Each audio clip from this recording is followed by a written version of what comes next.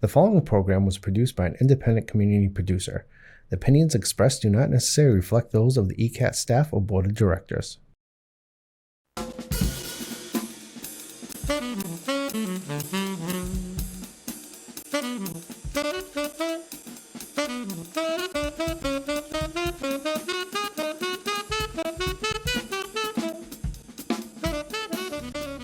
Ladies and gentlemen, boys and girls, residents of Easton, this is Bill Ames, the co-host of Film Connection.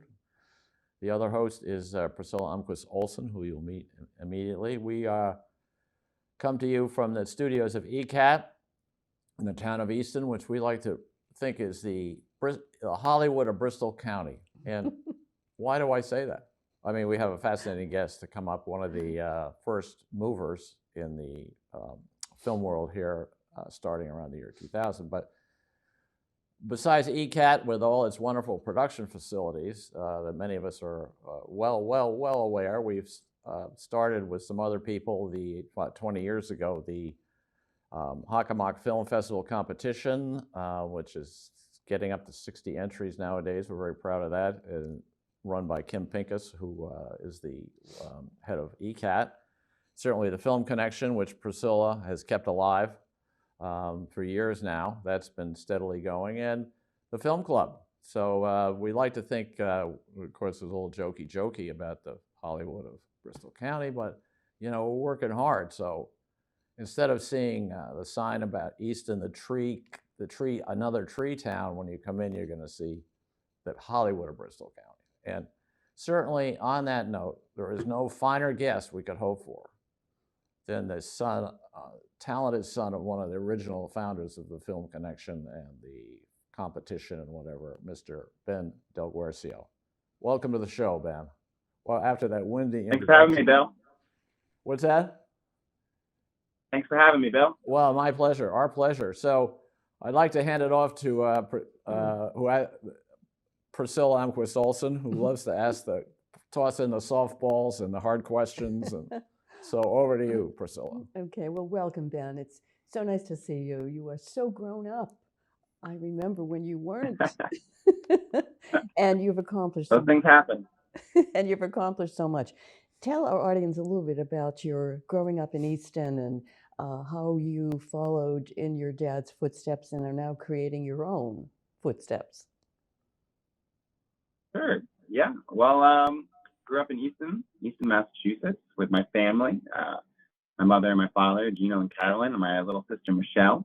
Went through the Easton public school system and all of the typical small town Hollywood, Bristol County things. Yeah, I mean, I got into filmmaking via my father. My father, Gino, is a documentary filmmaker, years at PBS and then years under his own company. Creating mostly documentaries about science and medical. So yeah, from a young age, we were always buried in whatever home camera Dad had, which, you know, the little high eight digital tape deck cameras and so on and so forth, which at the time seemed very advanced. And, you know, now we've got our iPhones that shoot great content. But yeah, I mean, I think my interest in filmmaking is due to my father and, you know, a combination of having access to the equipment at a young age and being able to make things, and Dad being, you know, allowing us to take cameras out and do stuff with them, even though we were a bunch of crazy kids. But also just the idea that, you know, Dad was able to make a living doing it, and it seemed like something that if you were passionate about could be a viable career path, which, you know, I think as simple as it sounds, a lot of people don't have that. You know, their parents wouldn't necessarily encourage them into the arts or into filmmaking the way that a filmmaking family would. So I'm very appreciative for that. Do you remember making the French and Indian War, as one of the early entries into the film competition? Do you remember doing that? Yeah, at a pretty young age. So my father got us into music videos when we were a kid, and, you know, we'd go out every summer and we'd get all our friends together and make some music videos. So we were already shooting a lot of stuff at a young age, but I think in junior high school in the Easton school system, I started asking my teachers, do I really have to do this essay? Would you guys let me do a documentary? So that became a little bit of a trend through those early school years, where I was like, who wants to write a paper when I can run around with a camera? So we started doing a lot of that, and one year, Easton was entered in the state history contest, in which you could submit some of your history work, whether it was papers or whether it was drawings or whether it was recreations, and they had a documentary category. So my friends and I had made a documentary for our history class on the French and Indian War, in lieu of a research paper. And we went out, we had a lot of fun. We trumped our way through Borderlands State Park in our sneakers with my dad's little video camera, and recreated these different war scenarios, interviewed our friends as if they were historians, and put together a fun little documentary that we then entered in a couple of different film festivals, one of which is the Hockomock Film Festival in its early days. And I think you did. That was a real treat. I think you did pretty well, and I think you did pretty well. I think it may have won, yes. Which is its own stepping stone, right? At the time, there was a nice sum prize money especially for a kid in junior high. I think it was maybe $600 or something like that. And we took that money and we went directly to the camera store. And Dad said, now it's time for you to stop borrowing my stuff. And we bought a little, a Canon something or other with a flip out screen, and recorded the tape. And that was the start of the days without having to ask permission to borrow the camera to shoot things. I think we started shooting a lot of ski movies. Me and my friends were really into skiing and snowboarding at the time. We may have even done a couple of recreations of a popular MTV show at the time that I won't mention its name, but had dumb guys doing dumb things. Surprised we didn't break the camera doing that. But at the time it was kind of unique to own your own little video camera. So I think just having that and finding it as a way to pass time was a way that you really start to build your skills in the editing room. We had a little early version of iMovie, and it's just the repetition. It's the looking back, kind of maybe the openness and creativity that you're allowed to as a young filmmaker. Whereas once you start to get a little older and you start to get a little invested, you find there's a lot of expectations that maybe you put on yourself or other people put on you that affect your craft. Whereas when you're a kid and you're out there having fun, it's a great time to learn how to tell stories. Yeah, well, you were in the Easton Film Festival. I don't think you were in the Hockomock. I think those. Sure, maybe it was the Easton Film Festival. That was the early. Just jogged my memory, Priscilla. There was the Easton Film Festival. Of course there was. That was the original. And it was a grow or die situation, so we decided to make the big leap. Right. Into we sent the word out about the Hockomock, and I think it was Mary Ann Janosko, right? I don't know if Gina remembers that, but she was the film teacher, so to speak, in Sharon. And God bless her, she picked up right up on the idea.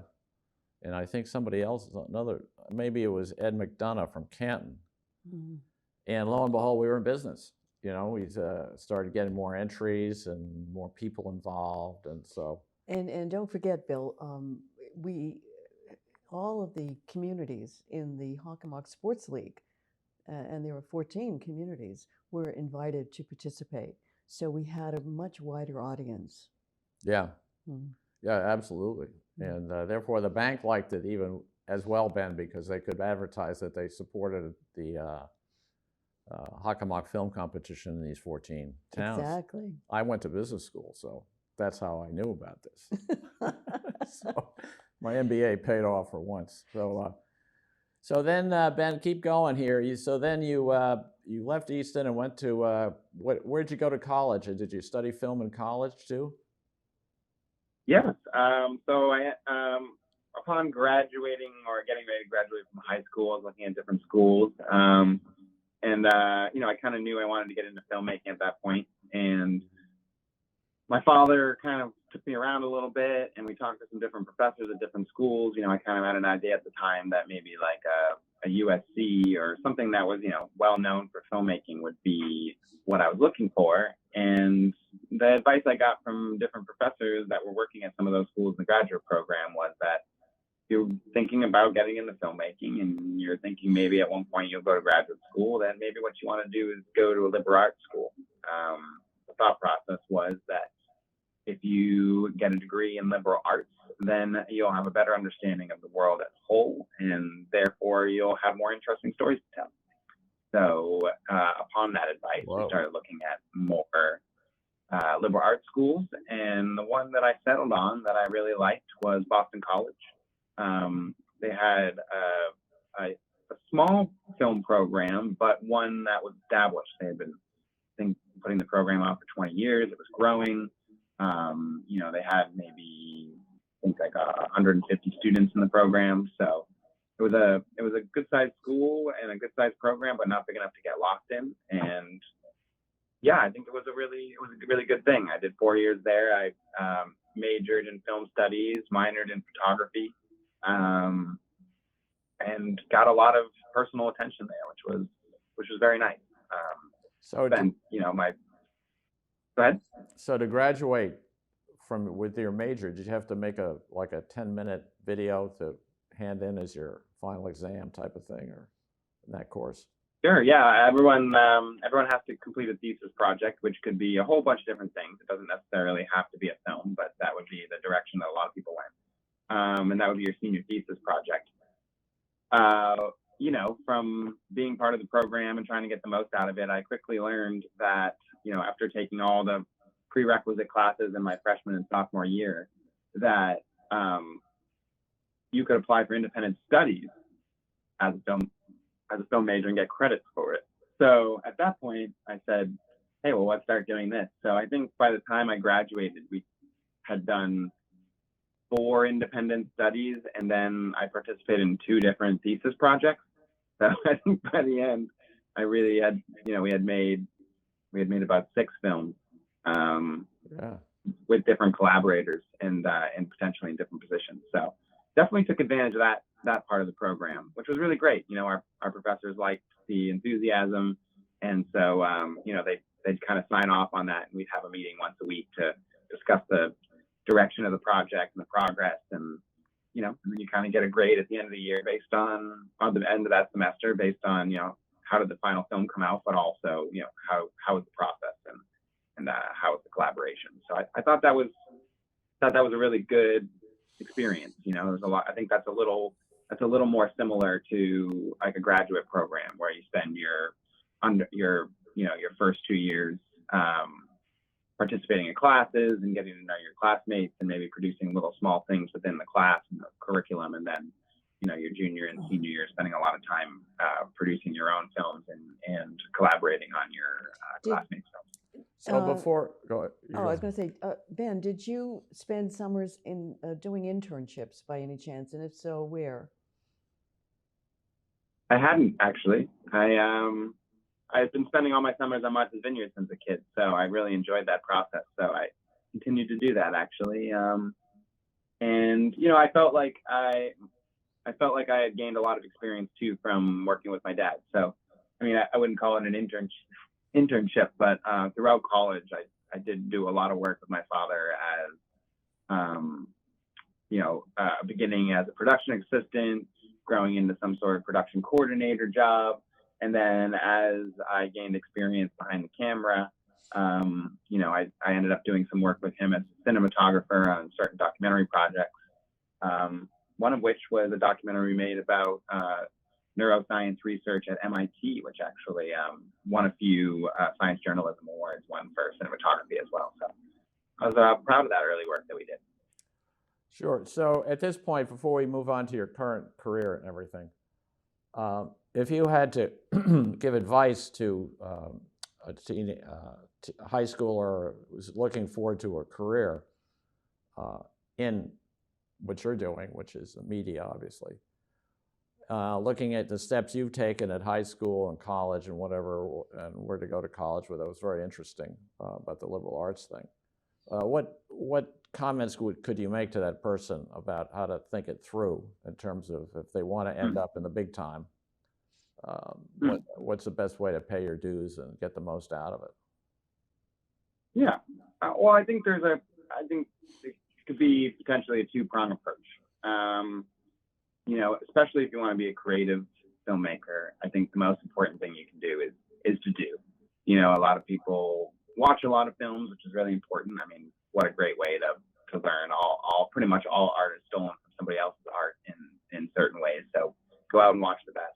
But do. So, especially nowadays with cameras that are inside of our phones, I mean, that stuff is so much better than what we had on expensive cameras 15 years ago. So with the capabilities you have now to tell stories, like get out there and make as many films as you can, put them on YouTube, put them on TikTok, go ahead and join film festivals like the Hockomock Film Festival and show your films to your peers. It's just the process of making films and messing up and maybe there's one thing you like about your film and everything else is terrible. Like that's the way it's going to be when you're starting. And getting that out of the way early is not only something that's productive, but I think what a lot of people don't realize is you're developing your individual sensibilities for, so filmmaking is an art. So you're developing your individual sensibilities as an artist, which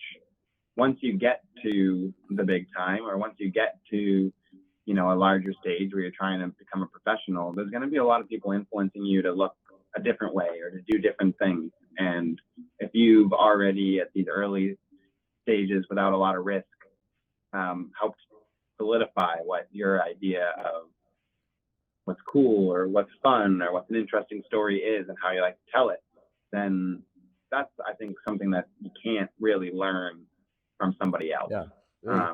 Well, if I may interrupt, we had this woman. We've always trying to get her to be on our show. Lived in Brockton, and she's one of the biggest grossing. At least she was for a long time.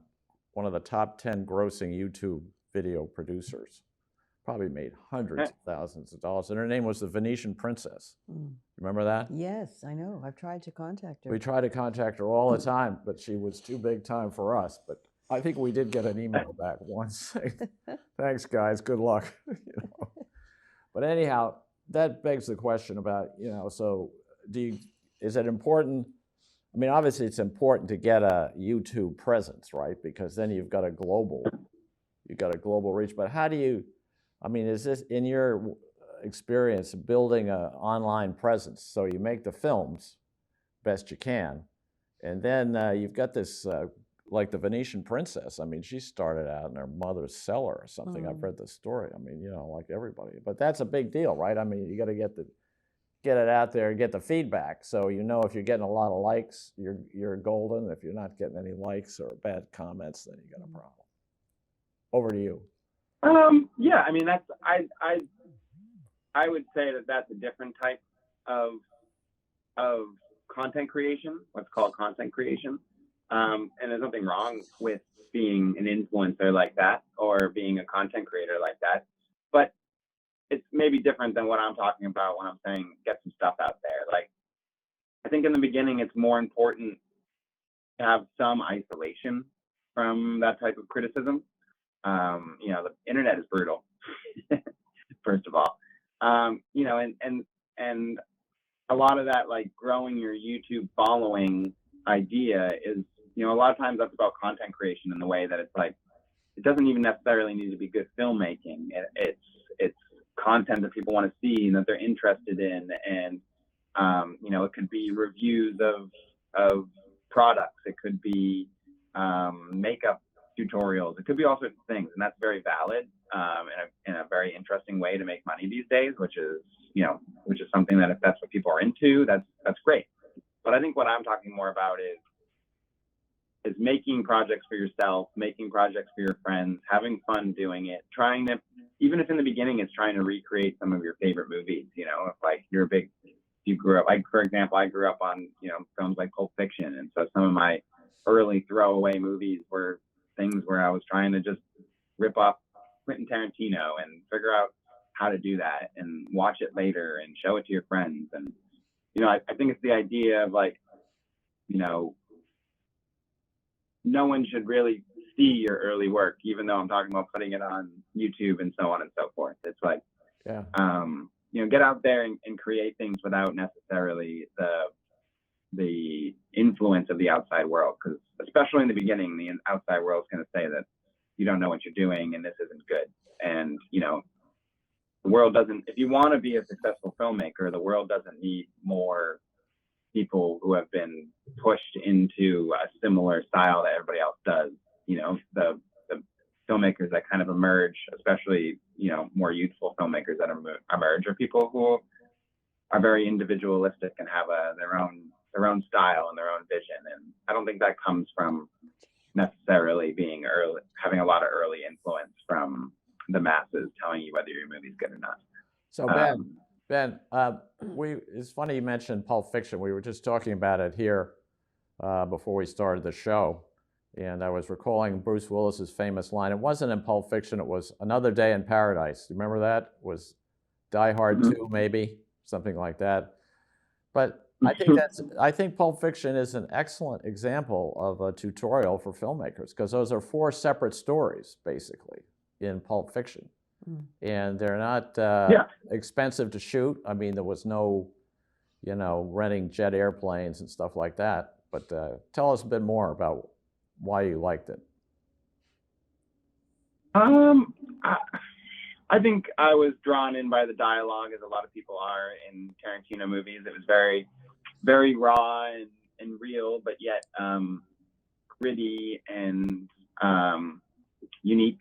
But I don't know. Again, like, trying to maybe follow the format of how Quentin Tarantino movies are made would be difficult. And but it's an exciting way to make movies. So I think he's an example of mine in the way that it's like, if Quentin had come from a more well-to-do family and had maybe gone to USC film school and all of those things, he, might have become a filmmaker who made more typical movies of the time. But since he was a poor LA kid who worked in a video shop and spent all his time watching every single movie that he could get his hands on and understood every single genre and all these things, he was able to kind of create his own little world that nobody else had really looked into before. And he followed what was interesting. What he thought was interesting was the way that, he thought that all the movies that he had seen were missing like a realism with the way that the criminals were speaking. They were treated as these like suave people who were always talking about crime.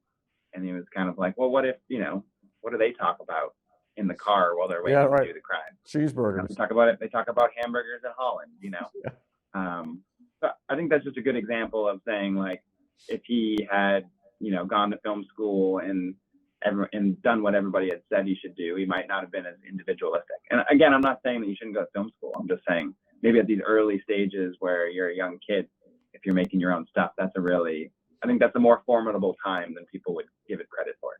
Just getting out there and making things. So tell us more about... And entering them in things like the Hockomock Film Festival. Yeah, there you go. Thanks for that one. Another recommendation down that line, especially if we're talking about a film that doesn't cost very much money, would be, its predecessor, which is Reservoir Dogs. Quentin Tarantino was trying to get into filmmaking, making little films with his friends that weren't going anywhere, that he couldn't finish, and on the side writing a script, which eventually became True Romance and was sold and became a Tony Scott film.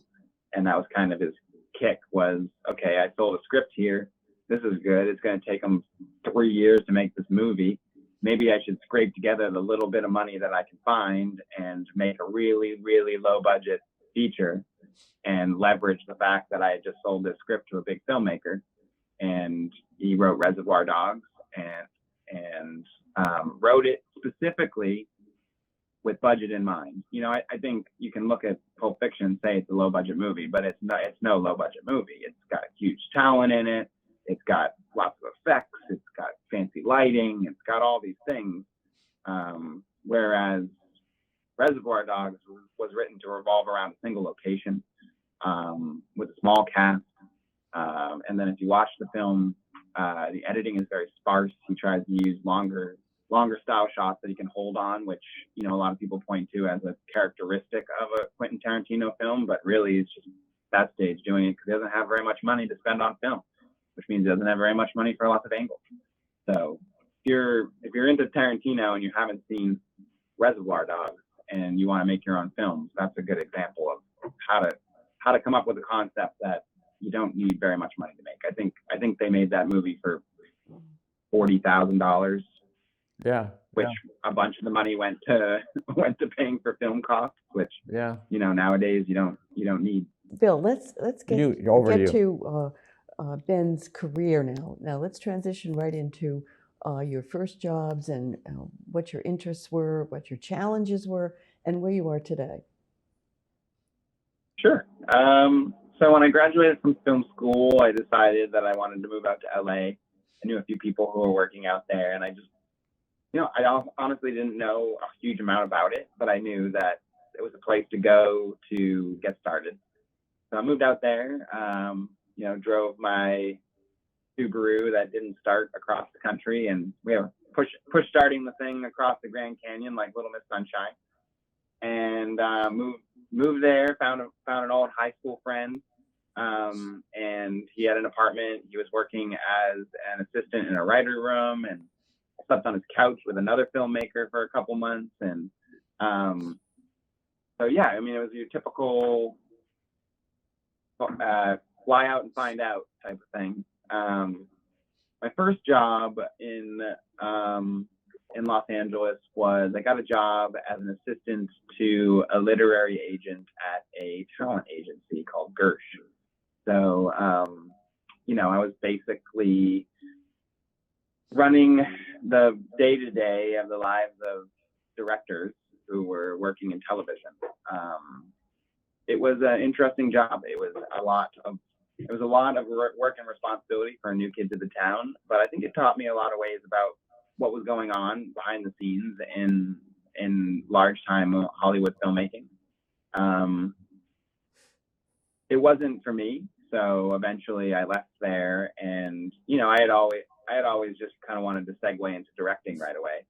And you know, from my dad running his own business as I was growing up, that's what I wanted to do. So I kind of I left that job, and I had some offers from people to make small little business videos and you know, little YouTube advertisements and stuff like that. You know, not very much money at all, but I took those projects wherever I could, and that's how I started to, you know, make my day-to-day happen and pay for my rent and continue to maintain my cameras and stuff like that.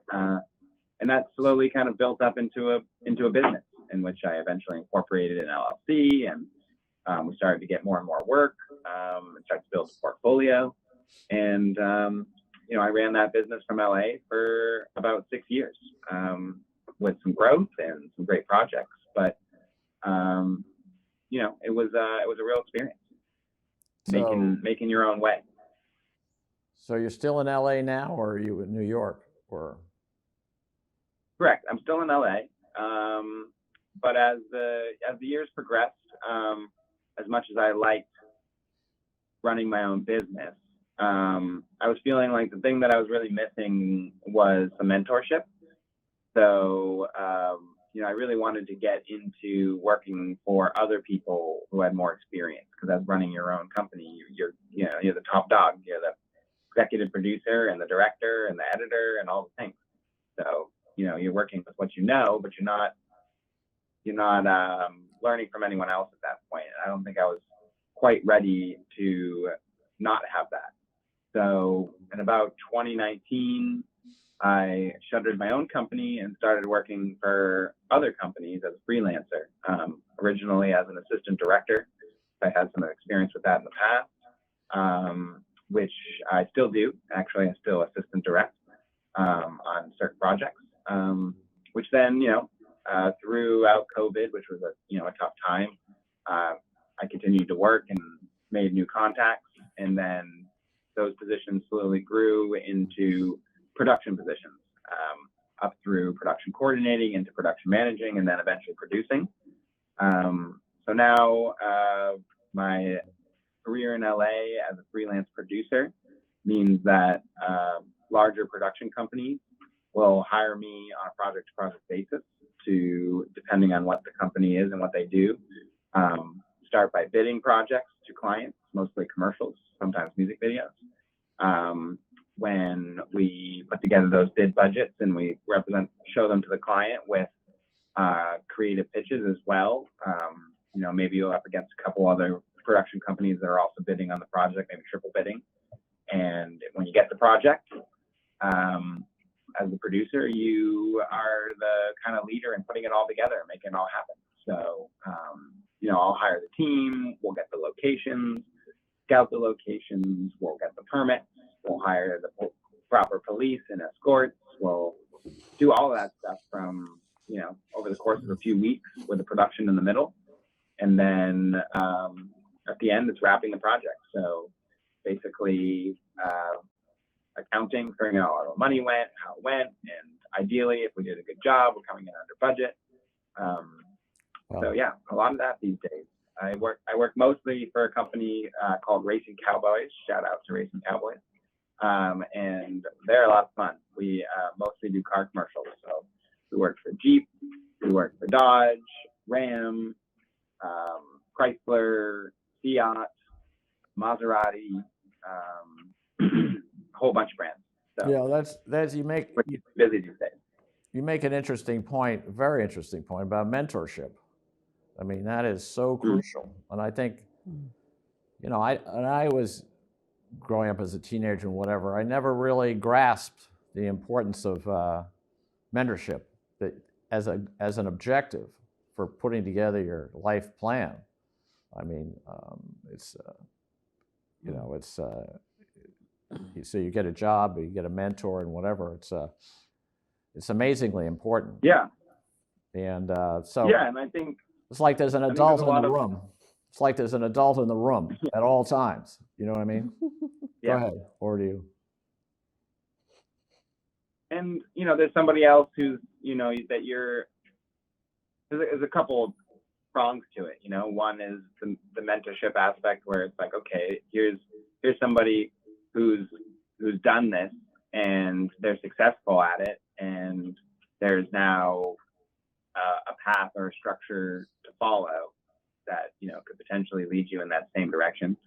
But also it adds value. It's sometimes it's hard when you're trying to make your own way and do your own thing, and getting value out of something is like, you got to go ahead and you got to find the project, do a good job, and deliver it on time, and maintain the product, and all the things that you have to do. And whereas when you're helping somebody who's got this experience and somebody who's got a track record of being successful be successful, and you feel like you're part of the process and you're appreciated by the people you're with, then you do feel a sense of accomplishment that I think is hard to get when you're trying to cut your own path, because your chances of being there are less, and you got to do all the work by yourself. And you're not even necessarily, even when you win, you're not getting that feedback of somebody saying, hey, you did a good job on this, and maybe you could have done this better, but you did a really good job at that. And that's something that I think you get from a mentorship or a collaboration, or something that people don't even necessarily think about, where it's like, it can just be also in a lot of ways very fulfilling, where someone who knows what they're talking about is saying, you're on the right path. Well, you got something, Priscilla? Yeah. So, Ben, can you translate what you have learned? You obviously have been mentored in your current job, but translate that into what your future dreams could be. So let's hear a little bit about that. If you could have a job today that really met your dreams as a member of the film industry, would it be producing? Would it be directing? Would it be both? Editing? And what kind of pursuits would you like to follow? Good question. I think So a friend of mine went to NYU grad school for filmmaking, and he said this funny thing where everyone comes in as a freshman thinking they'll be on the director track, and everybody leaves without being a director. So I think there's this idea as we're coming into filmmaking that being the director or being the writer or being the head honcho is the thing you want to do, and it's because you're excited about filmmaking. Sometimes I relate it to baseball. Like every little leaguer who's the best little leaguer on their team is the pitcher, but all those guys eventually become not the pitchers, and they become shortstops, they become outfielders, and they become all these other positions. I think it's kind of like that in filmmaking. When you grow up in your own little town and everybody's making movies, you're making your own movies and you're directing your own movies, and you think you want to be a director, and that's what will make you happy. And then you get to the big time and you meet all the other kids who all also want to be directors, and start to learn that the world needs cinematographers, and the world needs editors, and the world needs writers, and the world needs producers. And all of those roles in their own way can be very interesting and can be very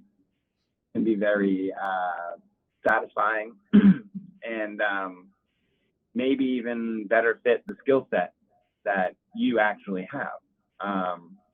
So, I came into LA being like, well, I want to direct, and I'm going to write my own projects and direct my own projects. And, maybe that'll lead me to getting to do all the big time stuff and be a director. And sure, that happens to some people, but throughout the process, and struggling with that, and then going what seems like a step backwards and saying, okay, what I'm going to do is I'm going to assistant direct for people. And I'm going to, assistant produce basically for people. And as you go through that process, you realize there's a lot of value in all of those things. And there's one thing I've really learned as an assistant director, an assistant director basically is the person who runs the set, on set. He runs the clock, she runs the calendar, she brings all the teams together, kind of communicates between departments. And as a young director, I never really got to work very much with assistant directors because I didn't have the budget to pay somebody, or at least anyone who was any good. But the one opportunity I did have to work, a couple opportunities I did have to work with great assistant directors, I was like, wow, oh man, like maybe the reason I haven't been really successful is because I don't have the team around me that I need, which is like a good assistant director. So as I started to get those opportunities to assistant direct, I think I treated it less like, oh man, look at me, I'm taking a step down. And it was more like, well, first of all, look at all these amazing directors I'm around now. These people who are kind of at the position I want to be, doing projects for people at the budgets that I want to be doing them. And not only that, but I'm a big part of this process now as the assistant director. That person is leaning on me to help them. That person is leaning on me to make sure that I do my job to get us to the end. And as someone who had been a director and is a director and has had first ADs before, for me, I was able to look at it more from a creative angle and say, okay, I see what this person is trying to do creatively. How can I make sure they achieve that? And there was a lot of value and satisfaction that I got out of that, even though I wasn't the lead creative on the project, even though I wasn't even necessarily in a creative role. As an assistant director, you're responsible for making sure that the director can be creative and understanding their creativity and what they need. And I thought that was not only a great experience, but also I think maybe in the long run, if I did circle back to directing full time, will make me a better director. I think maybe that's kind of what I'm getting at here, is that, like, sure, in the long run, I'd probably love to return to directing. And, if so for example, I'm in the car commercial industry now, and I really like the excitement of it and the storytelling of it in a lot of ways. If my experience as a producer in this leads to having experience within that industry, then that's going to give me a much better chance to come back to directing and make my way into directing than necessarily the path for me where it was like just direct until Okay, you Ben. have the jobs you want. Yeah. Now, Ben, my question really is, you're obviously creating commercials and business videos for corporations and so forth. Have you any interest in getting into the film industry and producing movies uh, for film Netflix. or television series or that type of thing, drama, fiction, documentaries? Does that interest you? Is that something you see in your future? I mean, yes, yes, I do. I do like filmmaking. Filmmaking is definitely the premier of visual art storytelling for sure. And television, of course, has come so far from where it was even 20 years ago, 15 years ago. It's the independent. A lot of people call it the independent filmmaking of today is television. I have experience in storytelling. I've made obviously a lot of short films before my career in Los Angeles. I've made a lot of short films out here in Los Angeles as both a director and as a producer. I directed a feature film in Los Angeles that we shot in Indianapolis. I think it was in 2015. Independent feature, low budget. I think we had like $125,000 budget. Make a 90-minute film, which was a little action horror film, which was really tough. It was really tough getting out there and making that film, but and then in the end, having the classic filmmaking thing happen, where it kind of gets torn away from you by the producers, and they take control of it in post and so on and so forth. But it was a good experience. Also, I produced a documentary, a feature-length documentary that I'm really proud of, that I think did really well and came out really well. We were in a couple film festivals. We won some smaller festivals and got entrance into a few slightly larger ones. That was a documentary film about an Ethiopian boxer that we put a couple of years of work into. Sure, I think the end goal of storytelling is I'd love to make some more features, and I'd love to work in television, but very, very competitive field. The hours are long and grueling. You don't always, actually probably never, do you really get the creativity and the creative control that you really want. So I would like to return to the art of it, but I'm also not in a position where, at this point in my life, where I say, oh, if I don't get a chance to make narrative films on the big stage, or if I don't get to be a director of a $10 million movie, that I'm gonna feel like I missed out. You got to. But that being said, Yeah. kind of like the same process of like building your way up in the commercial world that I was talking about. Kind of building your way up in the commercial world can also build your way into having more narrative opportunities. Like, I think most narrative filmmakers got their start by doing commercial work and proving themselves in commercial work, because commercial work is short form. Well, So if you can if I tell may, some sort of interesting story in 30 seconds, then you got a chance at telling a longer story. And that's also why short films are so important. A lot of directors go from commercial to short film as a passion side that's not making any money, that maybe eventually will lead them to a point where they've got a couple of independent features that they can work on, and ideally work on in a low stress environment. If the multiple things you're worried about when making a movie are, how are we going to make this movie? What are we going to do? How am I going to direct the actors? How are we going to make this scene? How am I going to edit the film? But then on top of it, saying, and how is this going to catapult my career?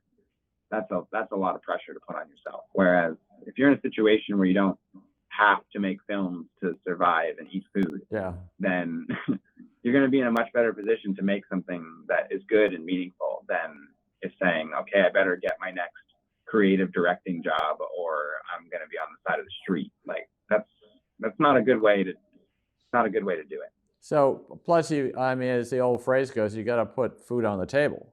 So something, if you're comfortable and you're satisfied, opportunities come your way. Besides, Ben, you're young. Yeah, and so I had this. I met this guy once who was very successful in the film business, and his niche was in New York arranging, if Woody Allen was going to make a movie in New York, his career was setting up the connections with the restaurants that he wanted to shoot in and all, and had a very successful career. So I asked him, I said, how did you get started? How did you get into that niche? And he said, well, I was one of those guys on the beach when they were shooting Jaws on Martha's Vineyard, and I became an extra. And I got friendly with the assistant director. And the assistant director got me a summer job next summer as an intern. So it's sort of like that. He's sort of got very lucky, but he had a very successful life as this guy in New York who was the guy they'd pick up the phone and call back in the day. Yeah. But Ben, the big news there are so many positions that are really interesting on a film set or on a commercial set or on all sorts of sets that because the most obvious advice that I think everybody gives, and it's super true, is like, you got to work as a PA, you got to work as a production assistant, and starting that as early as possible is a good thing. That's something that maybe that's something that I really wish I had done more of. I came out from film school and was like, well, I got experience directing, so why should I be a PA? And sure, I had experience directing, but I had zero experience of how films are made and how commercials are made and how the actual industry runs.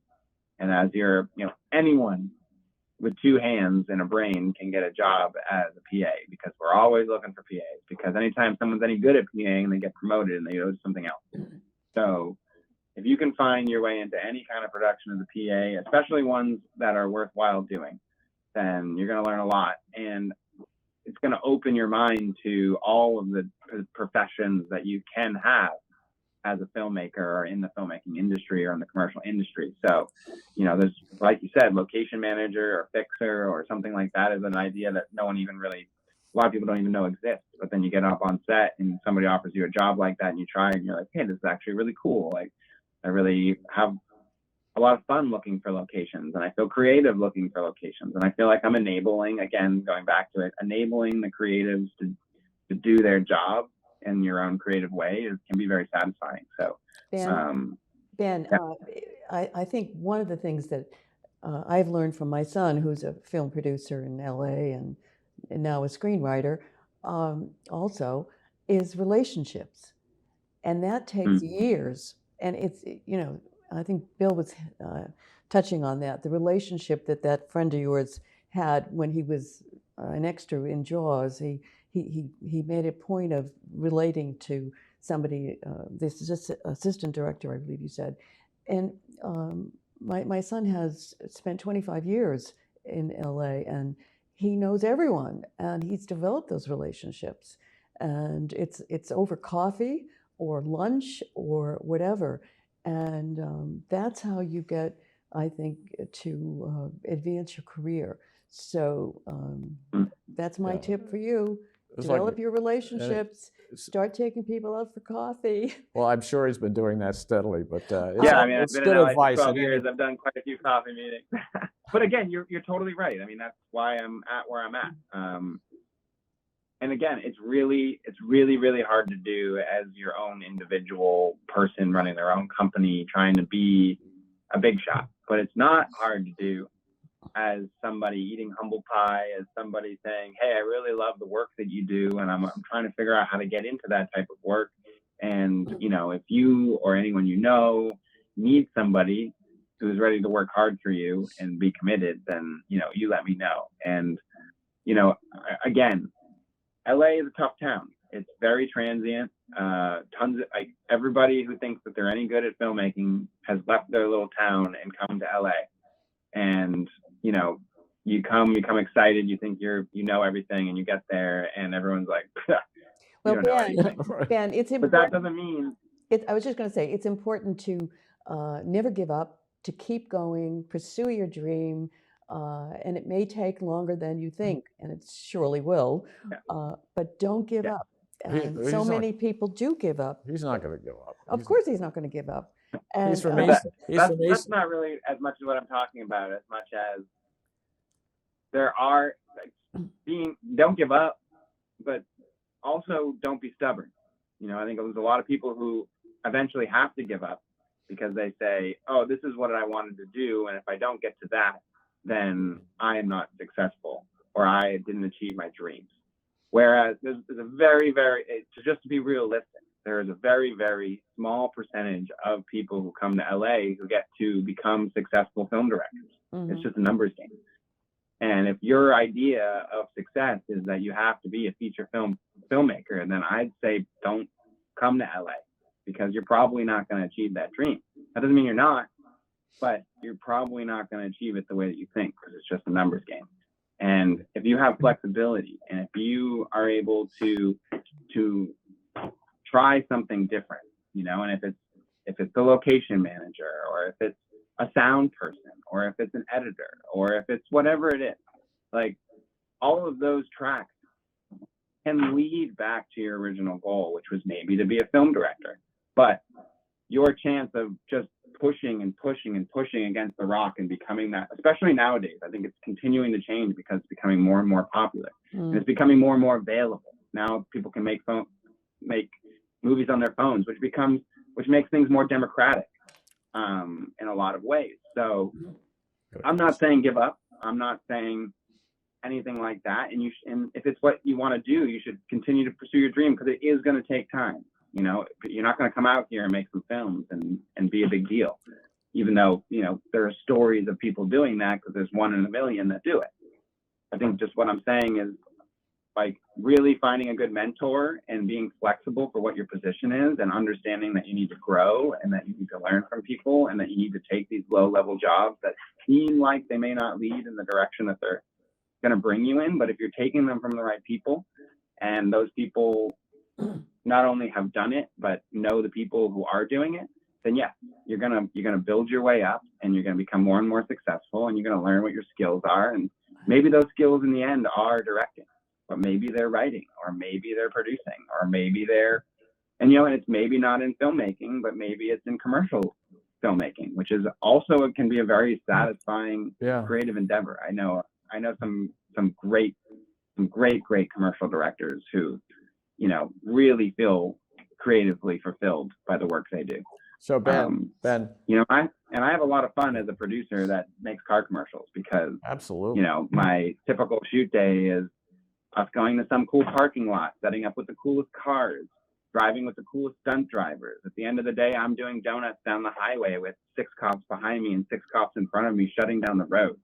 Like, my boss really leans on me for creative ideas and the pitches and feedback on the edit. So again, like, producing car commercials was never something that I thought I would feel like, hey, like, look at me, I'm kind of doing it. But in so many ways, it's satisfying to me, and in so many ways, it could lead back still towards doing some of the creative things that I had wanted to do in the beginning. Yeah, and you're using all the tools you've learned in producing it and filming it and all that sort of stuff for those commercials. And thank you so much, Ben, for all that good advice. Yeah, I got a question though. So Okay. the big subject you hear about from Hollywood, in Los Angeles these days, is AI, the impact of AI on filmmaking. Share with us some thoughts you have about that, what's going on there. I know there was a writer's strike and all that sort of thing. What's your take on that? And actors strike. Yeah. What's your take on all that in the future and all that sort of thing? Yeah, I mean, technology is scary. Technology's always been scary, in the very early days. But this is a new precipice, a new idea of how things could be made. So yeah, you're right. The Actors Guild is striking, and the Writers Guild were striking at the same time. I mean, those strikes were originated by streaming, which is its own form of technology, right? Like, streaming came around and it completely changed the television industry. It completely changed the theater industry. It almost basically, for a second there, killed theatrical releases, which thank God it did not. So that's, that was the original sticking point, was these, the original contracts that had been made between the studios and the actors, and the studios and the writers didn't really consider streaming as a possibility. So the royalties on streaming were pennies on the thousands of dollars. And like, some actors were on shows like like Orange is the New Black, and which were huge on Netflix, and millions of people saw them, and they were getting royalty checks in a month for like $5. So clearly that needed to change. The studios did everything they could to avoid doing that because they like to make money because they're run like corporate businesses. And, that was a big sticking point that they had to agree on. But I do think the more interesting part of it that you're talking about here was the squabbles over AI too. So basically the studios said that, they wanted to be able to do whatever they wanted to do with AI with no hindering. And the writers and the actors were basically saying, hey, like AI is just an algorithm that's using our creative input to recreate creative input. It doesn't come out of the void. It doesn't come out of a program. It's basically AI of these programs that are reading every script ever written and watching every movie ever made and creating situations that then it can, mindlessly and sometimes really well spit back believable circumstances that can be used. And so in those ways, technically you're using the creativity of everyone that's come before you to cut out people who are creative. So Ben, we've just gotten started on our wonderful subject. Maybe we can invite you back at some point. You can talk about AI and filmmaking and the implications of it, because I think everyone can relate to it, because we all know about chat and all that sort of thing. So our director in there has been giving us the 5-minute signal for the last 10 minutes. So we get your dad in. Can we get your dad in for a hello for the fans in Easton? Let me ask his agent if he's available. Yeah. What do you think? Or available? Is he up by mixing the margaritas? He's taking off his captain's hat here. Hold on. For Bill Ames, anyway. Oh, you're the guy. I remember you used to have that Red Sox hat. Hey, there he is. Hey, Gino. For the folks at home, this is Gino. It's obviously Ben's dad. And he and his wife, Carolyn and Michelle, lived on Center Street, where we used to do our judging at their house, eating pizza for the Hockomock Film Festival. So we all go way back. So it's a pleasure to see you, Gino. So give us a quick minute on where you are physically at this point. We are in Key Biscayne Bay, which is just south of Miami, and we are prepping for a crossing to the Bahamas this weekend, probably. That's great. That's great. And we'll be in the Bahamas. We're on a new boat. We just bought a 41-foot catamaran, which is very roomy. We had my daughter and her husband and our 2 grandchildren and Ben and my wife Carolyn and I all on the boat, and there was enough room for everybody. So that achieved our goal. Well, you're a little. But we'll be in the Bahamas for 3 months, and then we'll work our way back into New England for the summer. Well, you're living the dream, Gino. No question. You've worked hard, and we're enjoying it. Okay, we're down to 2 minutes. So I have to ask, Gino, are you? I'm sure you have your camera along. Have you had opportunities to film anything in your sea journeys? I am retired, Priscilla. I don't think he's touched it. Oh. Well, time to say goodbye, as the song says by Sarah Brightman or whoever, Angela Bocelli. But it's been wonderful talking to you, Ben, and thanks for all your insights. And Gino, it's good to see your to see your face in the place, as they say. So thank you very much. Yes. Thank you so much. Also, it's wonderful, and good luck to you, Ben. I know you're going to be a big success, and your dad's going to be very proud of you, and I'm sure he is right now. Yeah, I already am.